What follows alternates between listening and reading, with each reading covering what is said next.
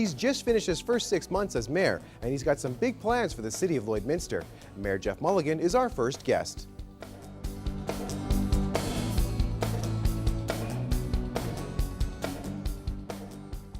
My guest today is the mayor of Lloydminster, Jeff Mulligan, and he's been in office now for 6 months. And so far, how's it been, Jeff? You know, it's a real treat to be the mayor of Lloydminster, a great city with great people who want to make things happen. It's an unreal experience. What was it that, let's go back a little bit. What was it that made you want to get into this position, get into this role, and make a change within the city of Lloydminster? Well, I had lots of people come and talk to me about my leadership skills, my ability to create vision, to bring people to a vision, to bring people together to make more happen together than separately. And Lloydminster was at a point in time where I felt we could realize our potential on the next 5-6 year window. So jumped on it. 6 months in, what have you learned so far? I know you've been touring all the buildings, but is there anything that's been kind of shocking that you've learned so far? Yeah, shocking for me is how complex it is to really run 2 cities in one administration. To maintain relationship with 2 governments, 2 sets of ministries, 2 sets of grants.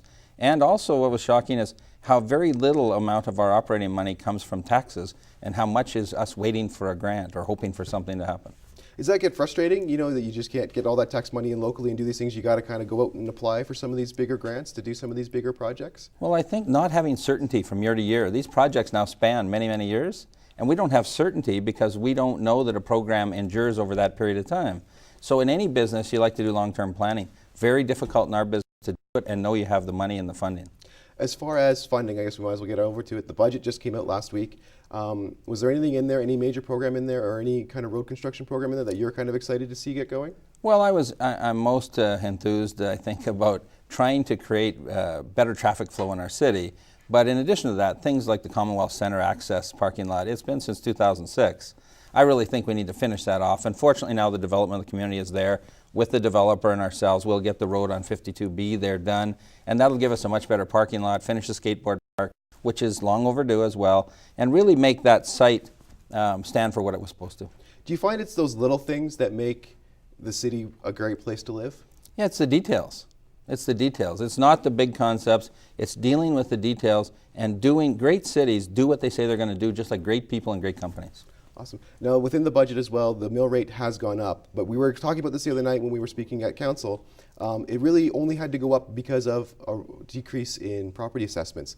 Can you maybe explain that to everybody, why it is that we see a 3% raise or a little bit of a percent raise, but it's because of a 2% decrease somewhere else? Well, you're operating on the property values from a year ago. You have a 1-year lag when you look at what they call the assessment. The assessment is the value that is assessed for every property in the city. Now, residential properties went down in value. Commercial properties actually went up somewhat. So the net effect is that we lose 2% in total assessment value because the property value is decreasing. We still have to spend the same amount of money to do the job as good or better. So we have to move the mill rate in order to get the same amount of money as we got last year. And in fact, we needed about $499,000 more dollars to do some improvements in special projects. And that extra $499, is there a few things particular within the city that's going to go to within the next year? Well, I'd like to say that it was just put there for the things that emerge, for the exciting new things we come up with that are needed. But I mean, you look at some of the things that we're doing, and I know policing always gets hit with, gee, the policing costs, but there is 2 new policemen coming. I hate to dwell on that as a cost because it's really not the only one. There's a number of operational things that we need to do. There's new positions. When you look at our IT department, our information technology department, our human resource department, woefully deficient. And in fact, our staff overall at the city, when I did look, are probably underpaid, and we need to do some work around that. When you speak to people about being underpaid, is that a key thing to keep good and qualified people here at the city working for the city?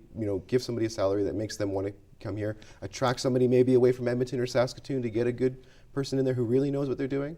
Not to say that our city employees now don't know what they're doing, no, right? We should always be looking to retain the best and brightest in whatever company we're running. I happen to have the fortune to be leading the team known as the City of Lloydminster. In order for us to do a great job of delivering great service, we need to fix our own house.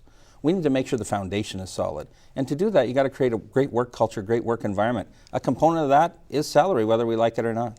Is that one of the things you're hoping to do? I remember speaking with you during the campaigns and the elections that you wanted to see a change to City Hall, see a way and change in management. Now that you're 6 months in, do you have any idea as to how you're going to be able to implement more of that kind of stuff going forward? Yeah, I promised that I would focus on our people first and that you can't do anything unless that piece is working well.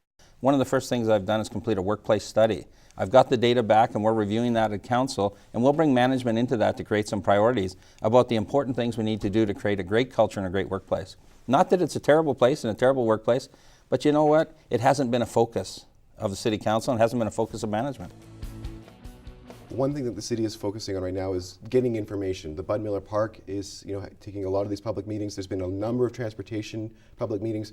Why is it important for mayor and city council and administration to hear from the public back? Well, it may be one of those rebound type effects where it's overkill, new council, new mayor, wanting to show that we're open for business, we're open for input, and we need to find probably the sweet spot. Maybe it's a little bit of overkill and people are saying, well, what was this one for and what's that one for?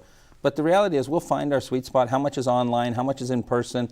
How much is consultative? How much do we need to do as advising people and informing versus consulting and getting their advice? But we're doing these things on a very regular basis now, and I need to find the most efficient way to do it. Not that people have to come to meetings, but I got to find more innovative technology-based ways. Do you think we'll see more of the online surveys? We saw one for the garbage study a little bit while back. Do you want to see the city maybe able to work in more of those kind of scenarios? Well, there's no question we get better input, broader input, higher levels of penetration, and instead of just getting the really happy and the really unhappy that you often get in written or telephone surveys, we get a better cross-section of people from Lloydminster who really want to make a difference in the long-term responding. So I think absolutely automated ways are the way to go. You can do one question or you can do 100 questions. It'd be far easier if you could just answer 2 questions in your travels and give me real meaningful input for council. Now you mentioned the long term. You're only 6 months in. You got a long time left in the mayor's chair.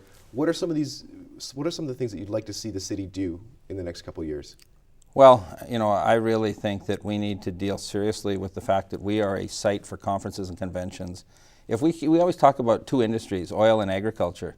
What about our third industry that could be tourism and hospitality? We're perfectly situated. We need to build an event center that would have, yes, an arena in it.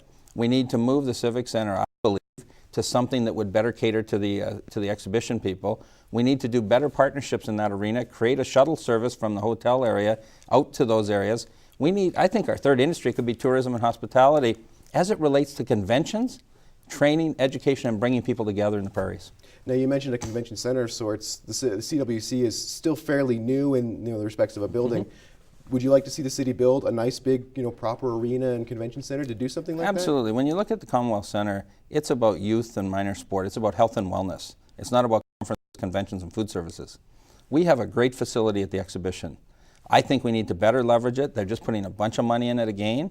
I think we need to better leverage that. We need to partner between the city and all of us that are wanting to promote that and come up with a strategy to build an event center that would be multidiscipline, that could be used. Think of the curling bonspiel where they need a briar patch. What would be better than having your arena right there? Right next door, facility, yeah. And you walk across 100 feet and you hit this beautiful place that can have 2,000 people sit down in a briar patch. As far as city council goes, you got a couple new members, you got a couple members who have been there for a while. Over the course of the first 6 months of this new council, how have you guys come together? Has there been a good gelling of people and a good workflow amongst the councillors? Absolutely. I mean, the longer term aldermen have really extended a hand in terms of helping us understand some of the history, some of the rationale for things.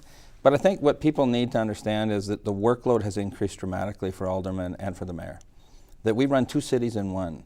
And that if we want to get more leadership and if we want to get more done, if we want to get a clear picture painted, we're going to have to really take a hard look at what kind of time commitments are required. Make sure we paint that clearly. We're really riding these aldermen hard. They're putting in a lot of hours for very little compensation and very little ability to give that kind of time. They all have full-time jobs. And we need to figure out the right model because they're giving a lot of extra time right now that people aren't giving them any credit or recognition for. I remember we were joking one time, someone told you it was a part-time job. It really hasn't been, has it? I went into it knowing that Mayor Baker and other previous mayors had put an awful lot of time in. Until you're in it, you don't realize that you eat, breathe, and sleep. You're probably 50 to 60 hours a week on city business as the mayor. And our councillors are putting in 70 hours every month.